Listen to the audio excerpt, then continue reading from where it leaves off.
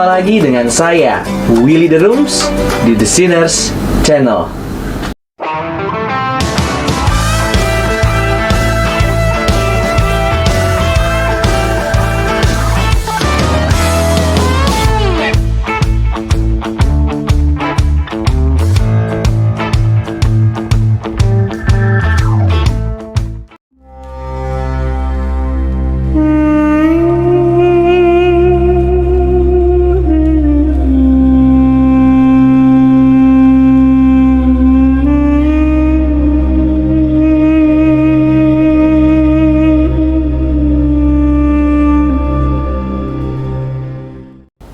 Video ini berkaitan dengan pendekatan yang diambil oleh humanis dan bidat Spanyol yang terkenal, Michael Servetus, tahun 1511 sampai 1553, tentang Islam dan bagaimana ia menggunakan kutipan dan klaim Al-Quran dengan berbagai tingkat akurasi dan pemahaman dalam argumentasinya sendiri terhadap doktrin Kristen tentang Tritunggal. Tidak seperti penulis lain dari periode zaman Renaissance, Servetus tidak menganggap Islam sebagai kejahatan itu sendiri atau sebagai kepercayaan berbahaya yang harus dikutuk. Tetapi sebaliknya, Servetus berpikir bahwa beberapa aspek dari intuisi asli agama Kristen entah bagaimana telah dilestarikan dalam ajarannya. Alih-alih membantunya, ini hanya bisa membuatnya semakin berselisih dengan otoritas agama pada masa itu.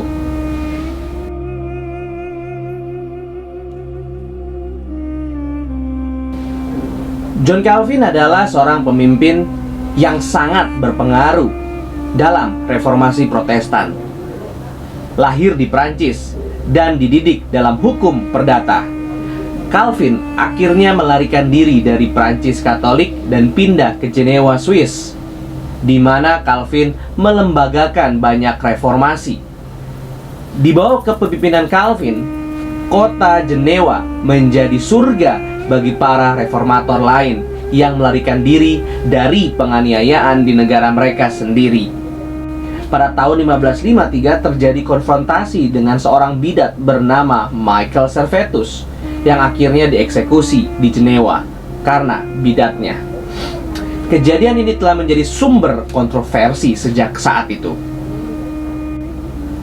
Michael Servetus adalah seorang dokter dan teolog Spanyol yang menolak doktrin Tritunggal Ortodoks. Menurut Servetus, Tuhan adalah satu orang saja, satu pribadi saja. Dia berpendapat bahwa pribadi-pribadi Tritunggal sebenarnya adalah bentuk atau form di mana Tuhan telah memilih untuk memanifestasikan dirinya. Menurut Servetus, Kristus dijadikan manusia oleh Tuhan dan natur manusiawinya mencegah dia menjadi Tuhan. Servetus menyimpulkan Allah itu kekal, tetapi Yesus Kristus tidak. Dalam penyangkalannya terhadap Tritunggal, Servetus dipandang sebagai bidat oleh umat Katolik dan Protestan. John Calvin secara singkat berkorespondensi dengan Servetus, tetapi memutuskan semua komunikasi setelah beberapa surat pertama karena jelas bahwa Servetus pantang menyerah dalam penyangkalannya terhadap Tritunggal. Pada tahun 1552, Inkuisisi Spanyol mengambil tindakan terhadap Servetus, tetapi ia lolos dari tangan mereka. Kemudian, Inkuisisi Prancis menyatakan Servetus layak mati, tetapi harus membakarnya dalam patung karena pelariannya. Pada bulan Agustus 1553, Servetus melakukan perjalanan ke Jenewa, di mana ia diakui dan atas permintaan John Calvin dipenjarakan oleh para hakim kota. Persidangan Michael Servetus berlangsung hingga Oktober, di mana pada saat itu Dewan Jenewa menghukumnya sampai mati. Servetus dibakar di tiang pancang pada tanggal 27 Oktober 1553. Penghukuman dan kematian Michael Servetus telah menjadi tanda hitam dalam catatan John Calvin selama berabad-abad. Apakah pembakaran Servetus dibenarkan, atau apakah itu pembunuhan berdarah dingin? Allah akan menghakimi. Dalam merenungkan sejarah Calvin dan Servetus, dan ada baiknya untuk mengingat fakta-fakta berikut. Yang pertama, hukum di Swiss membuat bidat dapat dihukum mati. Kematian Servetus dengan demikian dibenarkan di mata Dewan Jenewa. Ditambah lagi, Dewan Berne, Zurich, Basel, dan Schaffhausen dikonsultasikan dan mereka semua mendorong putusan dan hukuman. Lalu yang kedua, Calvin setuju dengan hukuman mati yang dijatuhkan pada Servetus. Namun, dia mendesak agar dalam belas kasihan Servetus dieksekusi dengan pedang, bukan dengan membakar. Dewan menolak sarannya. Lalu yang ketiga, Michael Servetus adalah satu-satunya bidat yang pernah dieksekusi di Jenewa dalam masa hidup Calvin. Sebagai perbandingannya, antara 3.000 dan 10.000 orang dieksekusi oleh umat Katolik di Spanyol. Di Spanyol saja selama Inkuisisi. Sama tragisnya dengan kematian Servetus. Itu harus disimpan dalam perspektif. Apa sebenarnya hubungan antara doktrin Servetian dan Islam?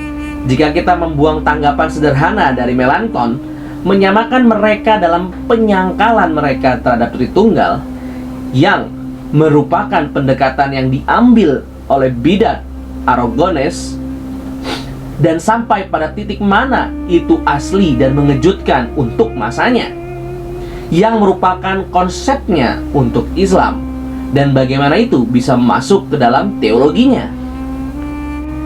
Kita akan melihat bagaimana agama Muslim, agama Islam tercermin dan khususnya kitab suci mereka, Al-Quran, dalam karya Servetus, dan bagaimana dia, Servetus, mempertimbangkannya dalam karyanya dan selama persidangan di Jenewa, di mana dia dijatuhi hukuman mati. Akhirnya, kita akan menarik beberapa kesimpulan tentang pendapat Servetus tentang Islam.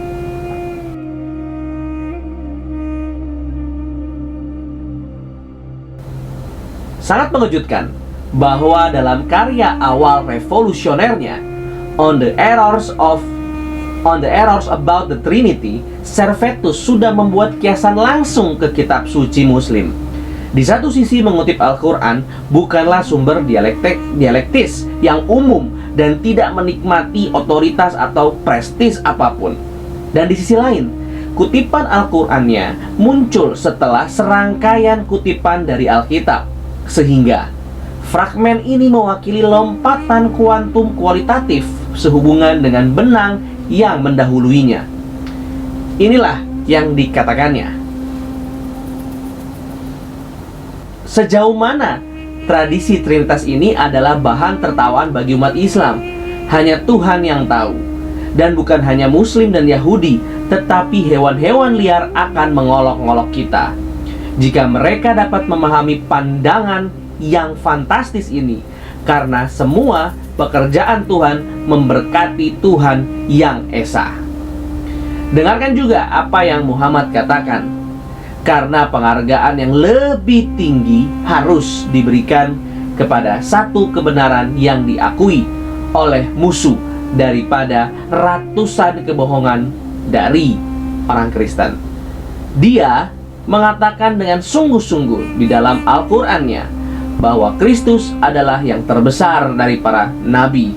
Roh Allah itu sendiri, kuasa Allah, nafas Allah, hati Allah sendiri, firman yang lahir dari seorang perawan abadi untuk tindakan Allah. Mengatakan juga bahwa kejahatan orang-orang Yahudi terhadapnya ini sekarang terperosok dalam kesengsaraan dan malapetaka. Servetus juga mengatakan bahwa para rasul dan penginjil dan orang-orang Kristen mula-mula adalah orang-orang terbaik. Mereka menulis hal-hal yang benar dan tidak memiliki trinitas atau tiga pribadi dalam kealahan, tetapi ini ditambahkan oleh orang-orang di kemudian hari.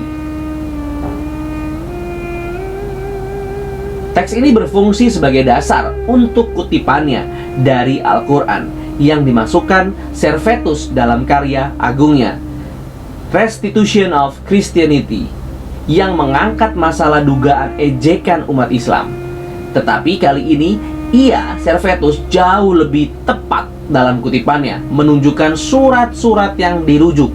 Ia bersikeras beberapa kali untuk menyebut orang-orang yang membentuk Tritunggal Ilahi, anak-anak dari Beelzebul, dan memberikan daftar pujian yang lebih rinci kepada Yesus dalam teks-teks Al-Quran yang digunakan untuk referensi.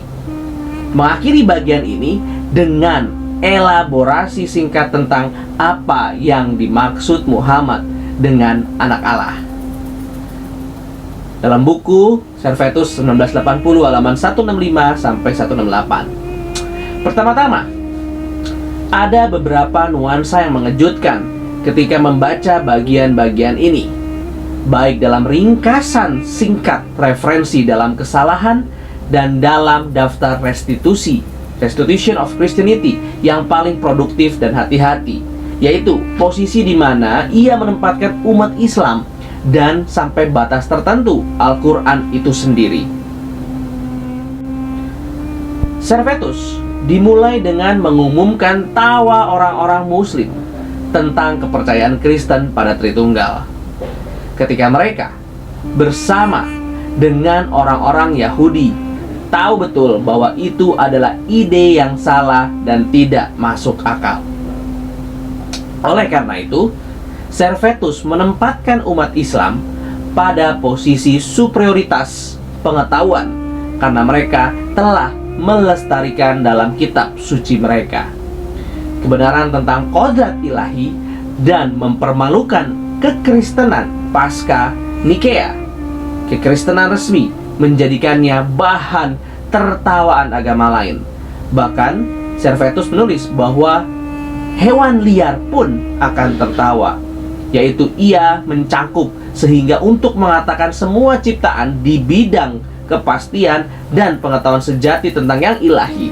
Sedangkan kekristenan Trinitarian kehilangan pengetahuan seperti itu dan tenggelam dalam ejekan dan ketidaktahuan yang paling absolut.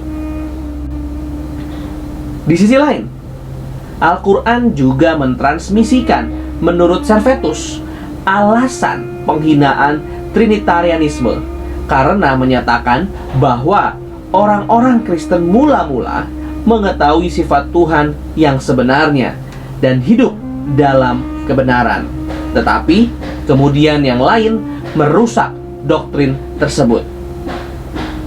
Yang lain yang oleh Servetus juga disebut sofis adalah orang-orang yang memperkenalkan kategori filosofis Yunani dalam pesan Injil dan memulai permintaan pada zat, entitas inkorporeal dan pribadi ilahi, yang akhirnya menghasilkan dogma Tritunggal yang oleh Servetus sama dengan triteisme atau kepercayaan pada 3 dewa.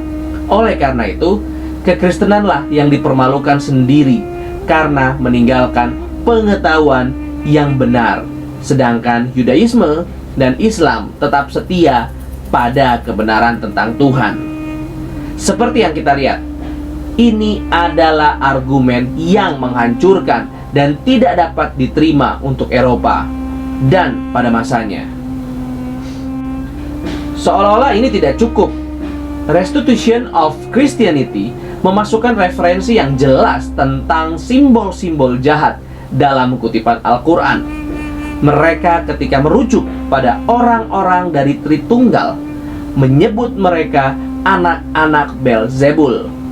Perlu diingat bahwa itu juga dalam Restitution of Christianity, di mana Servetus menggambarkan Tritunggal sebagai anjing berkepala 3, Cerberus, dalam bukunya Servetus 1980 halaman 268, yang dalam mitologi Yunani adalah penjaga neraka. Perumpamaan ini seperti yang kita tahu akan menjadi salah satu argumen yang akan membawanya ke tiang pancang. Tetapi referensi tentang sifat iblis sudah muncul dalam kutipannya dari Al-Quran. Meskipun sebagian besar kutipan Al-Quran terkonsentrasi dalam bagian buku pertama, Restitution of Christianity ini, sejauh ini bukan satu-satunya tempat di mana Servetus merujuk pada Islam atau kepada kepercayaan orang-orang Muslim. Meskipun menurut kebiasaan pada masanya ia sering menyebut mereka, Servetus sering menyebut para Muslim sebagai Saracen atau Turki. Sudah dalam karya sebelumnya, Dialogues on the Trinity, Servetus membuat beberapa referensi langsung kepada iman Islam, seperti yang menurut kami sangat menarik.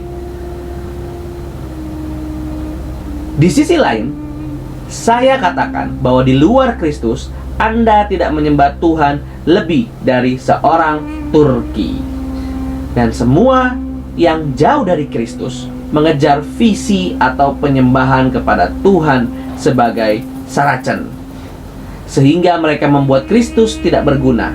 Tetapi saya katakan bahwa Tuhan dilihat dan dipuja di dalam Kristus saja. Pertama, seorang pembaca yang penuh perhatian akan mencatat klaim Servetus bahwa orang Turki dapat menyembah Tuhan seperti orang lain, seperti yang telah kita lihat dalam sebagian besar propaganda anti-Islam pada zaman itu. Islam adalah agama yang tidak hanya salah, tetapi pada dasarnya jahat, dan hanya yang paling merendahkan yang mau percaya bahwa itu berasal dari bidat Aryan. Orang-orang yang melayani termasuk orang-orang Muslim dalam kelompok orang-orang yang bahkan tanpa mengenal Kristus menyembah Tuhan yang benar. Namun, dalam fragmen yang sama ini, Servetus menjelaskan bahwa Tuhan sepenuhnya diungkapkan hanya di dalam Kristus, yang seharusnya membuat kita mempertimbangkan kembali beberapa pernyataan tergesa-gesa yang dibuat bahwa Servetus berusaha untuk menyenangkan orang Yahudi dan Muslim dengan teologi Unitariannya dalam upaya untuk membangun kekristenan yang dapat diterima oleh orang-orang dari agama lain. Seperti yang akan kita bahas dalam kesimpulan kita, tujuan Servetus jauh lebih ambisius dari itu. Namun dalam bukunya yang kedua, bagian 4, Restitution of Christianity, Servetus membahas lebih dalam dengan Islam, mengesampingkan spekulasi Trinitarian dan berkonsentrasi pada praktek keagamaan tertentu.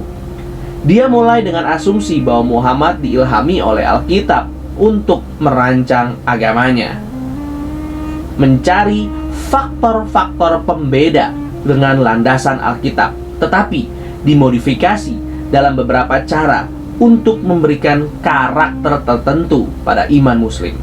Seperti yang dapat kita lihat, ini adalah varian dari teori lama Yohanes dari Damaskus tentang biarawan Aryan yang membantu Muhammad. Dari premis ini, ia membahas berbagai aspek agama sebagai adaptasi dari wahyu aslinya. Dalam sebuah bagian, Servetus bahkan menulis bahwa Muhammad mencuri tradisi dari Alkitab, melemparkan tuduhan penistaan terhadapnya. Dengan demikian, ia menulis bahwa Muhammad mengambil hari Jumat sebagai hari istirahat bagi umat Islam yang dicontohkan pada hari Sabat Yahudi. Namun, Servetus tidak tahu bahwa hari Jumat sebenarnya bukan hari istirahat total seperti dalam tradisi Yahudi, tetapi hari untuk ibadah publik.